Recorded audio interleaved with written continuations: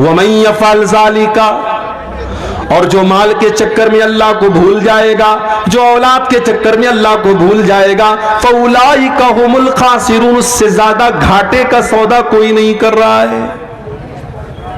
हम ये समझ रहे हैं कि साहब हम दुकान कर रहे हैं नमाज छोड़ करके, हमारी दुकान में बड़ी बरकत हो रही, बड़ा पैसा आ रहा है। नहीं, पैसा तो आ रहा है मगर आप घाटे का सौदा कर रहे हैं। जानते हो फायदे का सौदा किसको कहते हैं? आओ एक मिसाल आपको देता हूं, फायदे का सौदा किसको कहते हैं। अल्लाह के नबी अपने साहबा के साथ बैठे हुए, एक सहाबी आते, आए अल्लाह के नबी, मैं अपने बाग की चहार दीवारी कर रहा हूं, मेरा खजूरों का बाग है, मैं उसकी बाउंड्री कर रहा हूं, और बाउंड्री करने में मेरे पड़ोसी का एक खजूर का पेड़ आ रहा है, मैं उससे कह रहा हूं कि ये खजूरों का पेड़ तुम मुझे दे दो, लेकिन वो मुझे देने को तैयार नहीं है।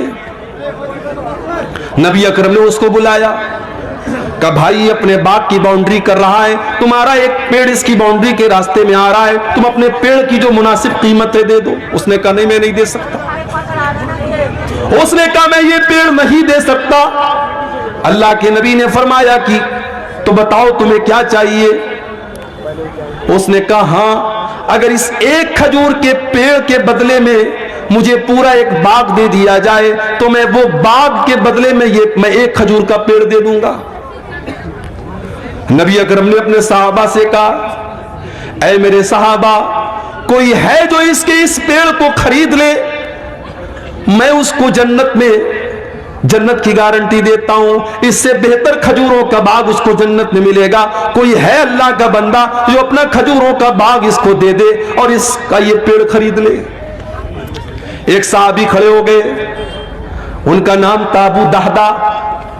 उन्होंने कहा अल्लाह के नबी, मेरा एक बहुत बड़ा खजूरों का बाग है, मैं आपको गवाह बना करके कहता हूं कि मैं अपना खजूरों का बाग इसको दे रहा हूं, और इसका वो एक खजूर का पेड़ मैं लेकर के अपने इस सहाबी भाई को दे रहा हूं। सौदा डन हो गया। अबू दादा दौड़े दौड़े घर आए, उनकी बीवी उसी बाग में गई हुई थी। मुस्नद अहमद के अल्फाज हैं, हजरत अबू दादा बाग के दरवाजे पर पहुंचे और बीवी को आवाज दी, ऐ उम्मे दादा, ऐ मेरी बीवी, तुम जल्दी से इस बाग से निकल जाओ, ये बाग मैंने अल्लाह की राह में दे दिया है। ऐ मेरी बीवी, मैंने एक खजूर के पेड़ के बदले में इस बाग को खरीद लिया है, इस बाग को बेच दिया है, और मुझे अल्लाह के नबी ने इस पर जन्नत में इससे बेहतरीन बाग की गारंटी दी है। आज के दौर की औरतें होती तो शौहर की ये बात सुनकर के चार बातें सुनाती कि आपसे बड़ा बेवकूफ कोई नहीं देखा, आपसे बड़ा स्टूपिड कोई नहीं देखा कि आप एक पेड़ के बदले आप इतना बेहतरीन बाग आप बेच करके चले आए। आज की औरतें होती तो चार ताने मार देती। लेकिन मेरी प्यारी माओ बहनों, नबी की सहाबियात की जिंदगी भी क्या जिंदगी थी। उम्मे दादा उस बाग से निकलती हैं और अपने शौहर से कहती हैं, ऐ मेरे शौहर, आपने बड़े फायदे का सौदा किया है, आपने बड़े मुनाफे का सौदा किया है, आपने जन्नत के बाग के बदले अपने बाग को दे दिया है, आपने कोई घाटे का सौदा न किया। ये थे सहाबा। एक और सहाबी थे, उनका नाम था सुहैब रूमी। हमारे यहां शेरशाबादी चलता है, अंसारी चलता है। इसी बिहार में दरभंगा में एक गांव है, वहां सड़क में दीवार बनी है, एक तरफ से अंसारियों का रास्ता, एक तरफ से शेख का रास्ता है। अंसारी के रास्ते से शेख नहीं जा सकता, शेख के रास्ते से अंसारी नहीं जा सकता। हम तो बिरादरियों में बैठे हुए हैं, ठीक है बिरादरी है तो है, लेकिन बिरादरी कोई फख्र की चीज नहीं है। शेरशाबादी ये सोचे मैं शेख और अंसारी और खान से अच्छा हूं, खान ये सोचे मैं अंसारी से बेहतर हूं, अंसारी ये सोचे मैं फला से बेहतर हूं, ये इस्लाम की तालीम नहीं है। इन्ना अक्रमकुम इंदल्लाहि अत्काकुम, बिरादरी की बुनियाद पर किसी को कोई इज्जत हासिल नहीं है।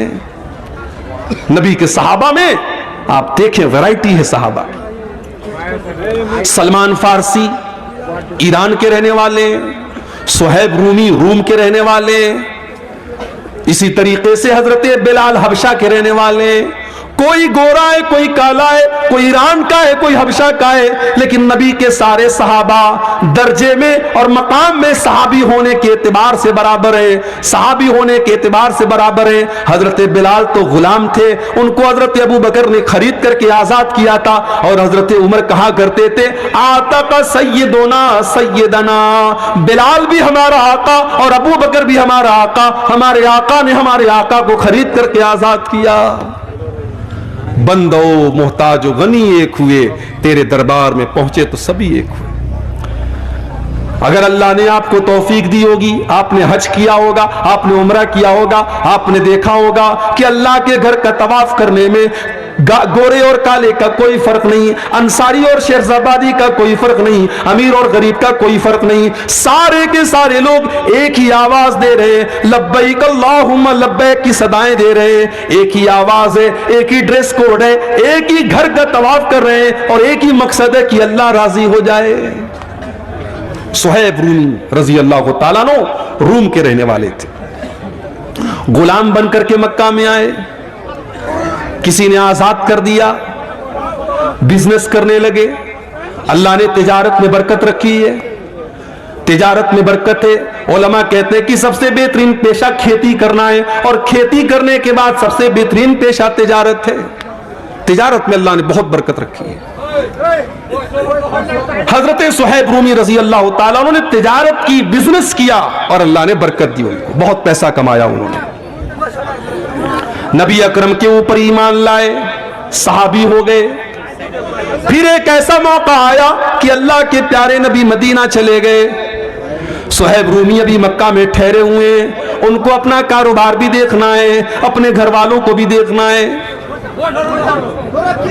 अब क्या हुआ?